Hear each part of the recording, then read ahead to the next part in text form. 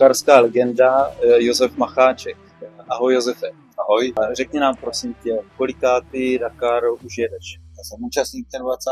Dakaru. Nejvíce Dakarů jsem absolvoval na čtyřkolce. V roce 2004 jsem byl účastníkem Dakaru, kdy jsem asistoval svoji čtyřkolce, ale jel jsem autem vlastně doprovodným, kdy tenkrát v Africe ještě to byly vlastně plně hodnotné auta, které závodili. V roce 2008 se Dakar nejel, ale byl náhradní středoevropský Dakar, to znamená jako závodník 18 Dakarů, jako účastník 20 Dakarů. Na jakých strojích jsi jel Dakary? Začínal jsem na čtyřkolce, vlastně tenkrát to byla ještě kategorie experimentál, pak to byly trojkolky, sajdy a čtyřkolky, pak v tím roce se to prostě ustálilo na těch pouze čtyřkolkách. V roce 2014-2016 jsem to jel s velkou buginou v kategorii T1, v roce 2020 až 2024 vlastně to jedu v kategorii Light Vehicle T3. Momentálně jezdíš s buginou, Kenem.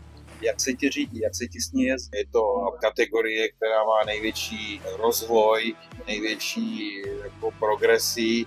Je to hravý vozítko, je to nabušený technologií, poměr váhy a koní, je tam takový závodní, tak je to radost to řídit, jak v dunách, tak i na některých těch cestách šotolinových, horší je to v kamenech, ale jinak je to opravdu zábavný, neunaví to, velký zdvýpérování, prostě zábava.